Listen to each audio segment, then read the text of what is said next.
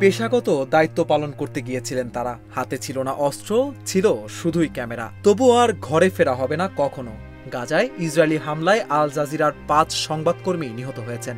ঘটনাটি শুধু হৃদয় বিদারক নয়, গভীর প্রশ্ন তুলে দিচ্ছে সাংবাদিকদের নিরাপত্তা নিয়ে। গতকাল রোববার ফিলিস্তিনের গাজা শহরের আল শিফা হাসপাতালের সামনে সাংবাদিকদের একটি তাঁবুতে অবস্থান করছিলেন আল জাজিরার সংবাদদাতা আনাস আল শরীফ। সঙ্গে ছিলেন আরও 4 সহকর্মী।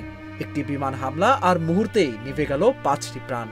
আনাস আল শরীফ, মোহাম্মদ কুরেইকে, ইব্রাহিম জাহের, মোমেন আলিওয়া, মোহাম্মদ নওফাল সবাই নিহত।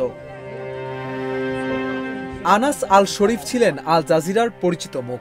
উত্তর গাজা থেকে দীর্ঘদিন ধরে যুদ্ধের ভয়াবহতা তুলে ধরেছেন বিশ্ববাসীর সামনে। তার মৃত্যুতে সাংবাদিক সমাজে নেমে এসেছে গভীর শোক।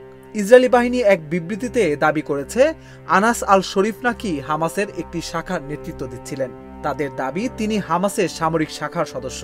কিন্তু আন্তর্জাতিক সাংবাদিক সংগঠনগুলো এই দাবি প্রত্যাখ্যান করেছে। এই হামলা শুধু 5 সাংবাদিকের প্রাণ নেয়নি। রোববার হামলায় গাজায় অন্তত 50-এর বেশি মানুষ নিহত হয়েছেন। আহত হয়েছেন অনেকেই। 2023 সালের 7 অক্টোবর থেকে শুরু হওয়ার সংঘাতে এখন পর্যন্ত 61,000-এর বেশি মানুষ নিহত, আহত প্রায় 1.5 লাখ। আর নিহত সাংবাদিকের সংখ্যা 200 ছাড়িয়ে গেছে। একটি ক্যামেরা কখনো কোনো পক্ষ নেয় না। সত্য সকলের সামনে তুলে ধরাই তার একমাত্র পক্ষ। আনাস আল শরীফ ও তার সহকর্মীরা সে সত্য তুলে ধরতে গিয়ে প্রাণ হারিয়েছেন। এই মৃত্যু কেবল একটি ব্যক্তির নয়, এটা সাংবাদিকতার এবং মানবতার আরেকটি ক্ষত।